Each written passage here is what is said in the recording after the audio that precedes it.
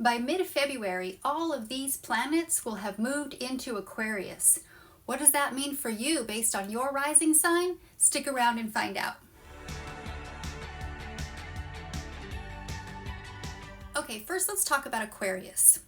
Aquarius is represented by the star, and this energy is of your hopes and dreams, your biggest aspirations. It's also about how you represent within the whole, within the collaborative group. This is you standing out in a crowd. It's what you bring to the table. What do you have to offer that can help further humanity, further the community, and bring your resource to the discussion? So this is the energy of Aquarius, and this is the energy that we're going to be in for the next 20 years with Pluto in Aquarius. And if you don't know what I'm talking about, I will put a link to my Pluto and You video, and this is where I discuss the movement of Pluto out of Capricorn and into Aquarius. So we have Pluto in Aquarius for the next 20 years. There will be an exception later this year, but pretty much for the next 20 years, Pluto is in Aquarius.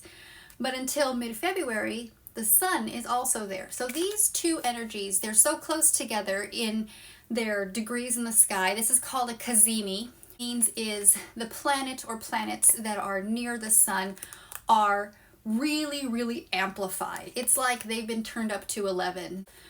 Okay, Aquarius rising, spotlight is on you this month. It is all about Aquarius, and you, Aquarius, you are going to be having some profound shifts and changes into who you are and how you show up in the world and how you identify with yourself. So let's get started.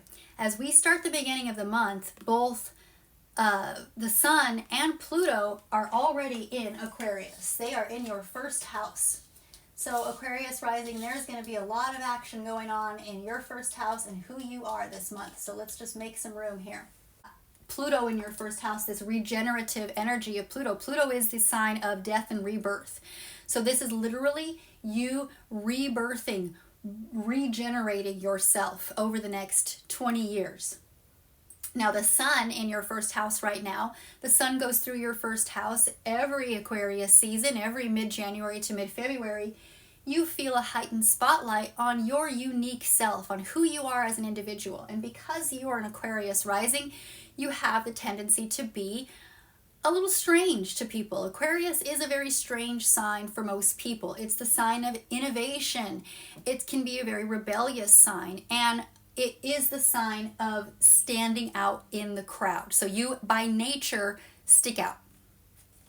So let's get started here. On the 4th of the month, Mercury, or the magician, the energy of creation and manifestation, moves into your first house along with the sun and Pluto. So Mercury enhances your communication skills, and it fosters an innovative and intellectual expression within this personal identity and your self-expression, literally how you look and how you show up in the world.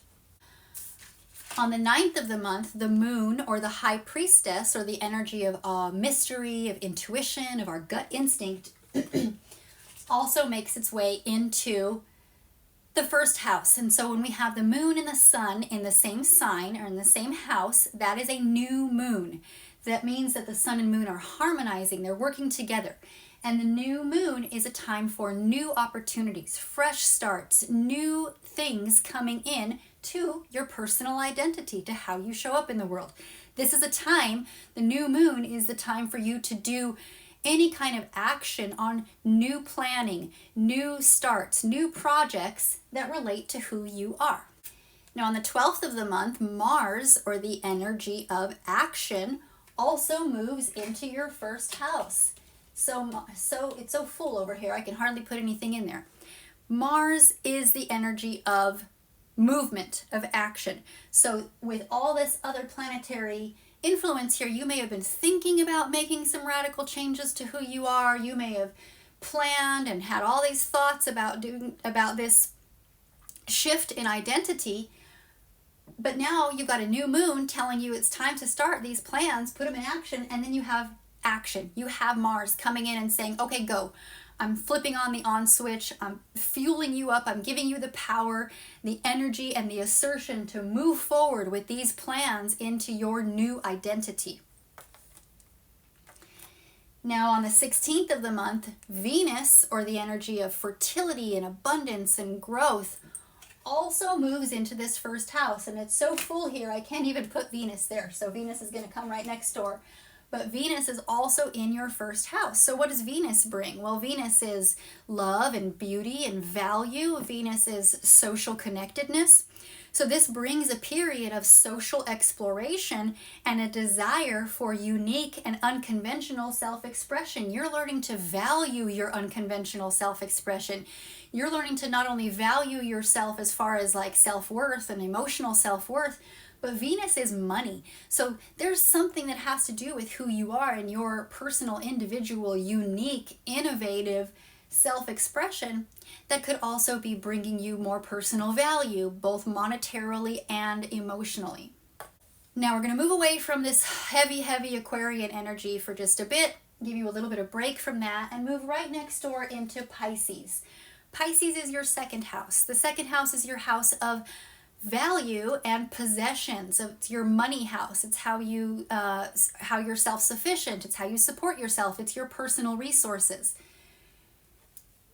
Now, as we start out the beginning of the month, we've already had Saturn and Neptune in Pisces in your second house for a while, and they will be there until 2025. So they're bringing their own energies, which are very different energies, to your money house, to your house of money, or your house of personal value or personal self-worth. So this brings a period with Saturn here. Saturn is the energy of discipline and structure and responsibility. With Saturn here, this brings that disciplined introspection to your financial restructuring. Saturn is about building structure. So this is an opportunity for you to build some actual tangible structure in your finances, in your possessions, and in how you are self-sufficient in your personal resources. Saturn urges you to be pragmatic in your resource management. Now Neptune is a very different energy, but Neptune rules Pisces. So Neptune is at home when it's in Pisces, therefore it's amplifying that Neptunian energy. And this can bring, Neptune is the water sign, and Neptune has the tendency to bring this filter of being like underwater. Things are not quite clear. You have to really use a lot of energy to get through, to get clarity. So Neptune in this house can bring a period of financial ambiguity, of spiritual exploration that can have a tangible effect on your finances. This can challenge your perceptions of material security. So be aware of that, Aquarius rising, and don't get caught in something that's going to waste your own personal resource just so you can seek out some spirituality. You need to be really practical about this approach and really make sure that you are not shooting yourself in the foot just so that you can chase some unattainable fantasy when it comes to making money or personal resources, or that you're not draining your personal resources. Okay, so just a little warning there about this lack of boundaries with Neptune. Neptune can have the effect of making things less clear. So the key here is clarity before making any major financial decisions. Now on the 18th of the month, the sun will move out of your first house and shines the spotlight on your second house, where we've just been talking about. So you've already got the action of Saturn and of Neptune in your second house. Well, now the sun comes in and shines the spotlight, so it brings again this heightened focus, shining that spotlight on your matters of self-worth, of financial perspectives, and on the potential for spiritual insights impacting your personal value. Now that can be for positive or negative. Just be aware that that has the potential for impacting your finances. Now on the 22nd of the month, Mercury also moves into the second house, into Pisces, bringing out that communication to this second house. So this is going to enhance your intuitive communication. You already have a sort of intuitive sense when it comes to finances because you have Pisces in the second house.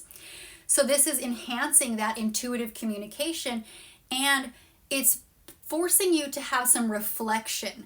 The Piscean energy is like a water. It's the moon reflecting on the water. So it's forcing you to have some reflection during this period about your finances and about your personal self-worth and your personal resources.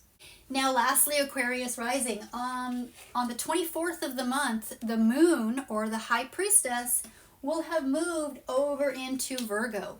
And Virgo is the opposite of Pisces. So it's the opposite of all this energy in your second house.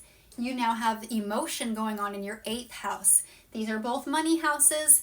The second house is your personal finances, and the 8th house is shared finances or shared resources. So when we have a full moon, this culmination of energy, or this heightening of energy, is putting the focus on tension between your own personal finances, which are being lit up at the moment, and your shared resources, or your intimate connection with both yourself on a psychic level as well as a partner. So this full moon in Virgo is heightening and bringing an awareness of the tension between analytical and practical energies and complex and transformative influences relating to your shared resources, relating to secrets. The 8th house can reveal secrets, especially psychic secrets or past traumas. And this can really help you tap into your subconscious and tap into your psychic energy so that you can explore those 8th house qualities. So Aquarius rising, it's a big month for you. It's going to be a big year for you, and I hope that you are excited. I hope you're as excited as I am about all these shifts and changes moving into Aquarius, and I'm really looking forward to see who you become, Aquarius risings. You're all going through this major shift in identity, and I think it's exciting. So thank you so much for watching. If you haven't already, please give me a like and subscribe, and I will see you next time. Bye.